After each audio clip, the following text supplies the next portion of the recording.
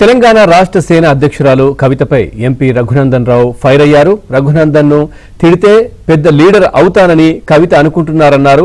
ఇక మెదక్ ఎంపీ ఎవరో, జహీరాబాద్ ఎంపీ ఎవరో కవితకు తెలియదని ఎద్దేవా చేశారు. ఇక సీఎం బిడ్డగా మెదక్ జిల్లాకు కవిత ఏం చేశారో చెప్పాలని డిమాండ్ చేశారు. జహీరాబాద్ ఎంపీ ఎవరో తెలియదు కవితకి, రఘునందన్ రావు జహీరాబాద్ ఎంపీ కాదనేది కూడా తెలియదు కవితకి. జహీరాబాద్కి బుల్లెట్ ట్రైన్ అయినా ముచ్చట ఎవరు మాట్లాడలేదు.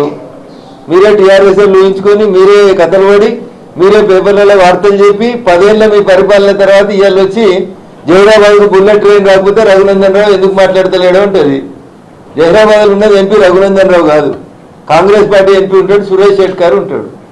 రాసిచ్చేటోడన్నా కొంచెం అకల్మని ఉండాలి. రాసిచ్చేటందుకు సంగారెడ్డిలో మాట్లాడేటప్పుడు మెదక్ ఎంపీ గురించి మాట్లాడాలి. జహీరాబాద్ బుల్లెట్ ట్రైన్ గురించి సంగారెడ్డిలో ఎందుకు మాట్లాడడం? ఎవరు మీరు చేసిరా? నీమ్స్ మేం చేయకపోతే భారత ప్రభుత్వం నరేంద్ర మోడీ గారి నాయకత్వంలో జహీరాబాద్కి నీమ్స్ తెచ్చింది. 10 ఏళ్ళు మీ నాయన అధికారంలో ఉండి మెదక్ జిల్లా, పూర్వ మెదక్ జిల్లా అని చెప్పుకునే మీరు, మీ నాయన ఏం పని చేసిరో చెప్పుర్రి. నువ్వేదో చెప్పినావు కదా సింగూరు కట్ట గురించి.